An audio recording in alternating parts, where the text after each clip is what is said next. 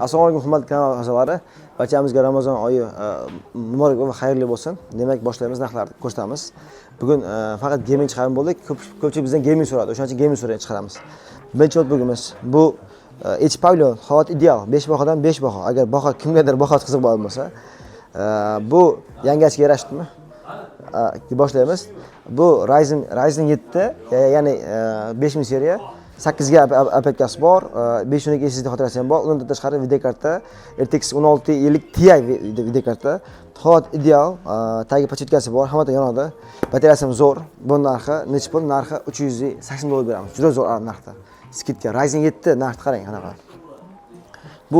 Bu Lenovo Look o'sha vaqtda bir kuni qanchada ideal hot, hali yangi, lekin bu hisob beraman. Lenovo Look. Bu ham Ryzen 7 7000 seriya, eng so'nggi versiyadan bittasi. Bunda zavodskiy apparatgasi 12 apparatgasi, DDR5 apparatga, ekran gersi 165 Hz bo'ladi. 12 apparatga 512 SSD, video kartasi eng qizig'i video karta RTX 4060. Video karta ham ko'pchilik qiziq bo'ladi.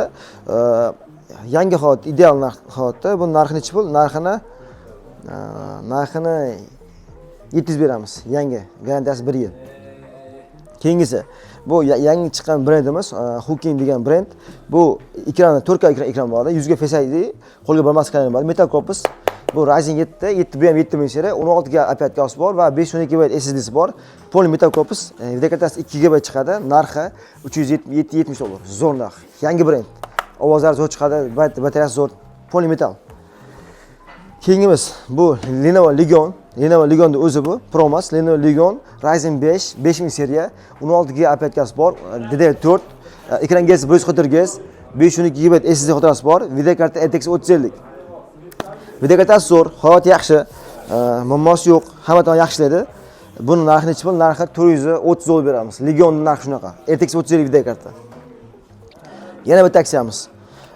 Lenovo Look qo'shgan bu ham gaming notebookimiz, Ryzen 7 7000 seriya, 16 GB apparatgasi bor, DDR5 va 512 GB SSD xotirasi bor. Undan tashqari bunda video karta RTX 3050 yoki 3060, aniq bilmayman. Ikkidan bittasi. Narxi $470. Zo'r narx, $470. Skidkamiz bizda. Ryzen 7 bu. 7000 seriya, DDR5. Keyingimiz bu yangi MSI. Yangi MSI endi aralash ketyapti.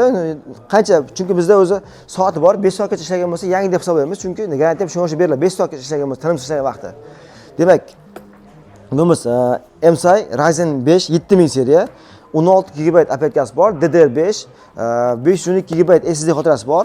Hali chaqasi yo'q, ideal holatda. Video karta RTX 2050. Buning narxi $470 beramiz. Zo'r $470. Yangi holat turibdi. Hali men promotsiya olmagan.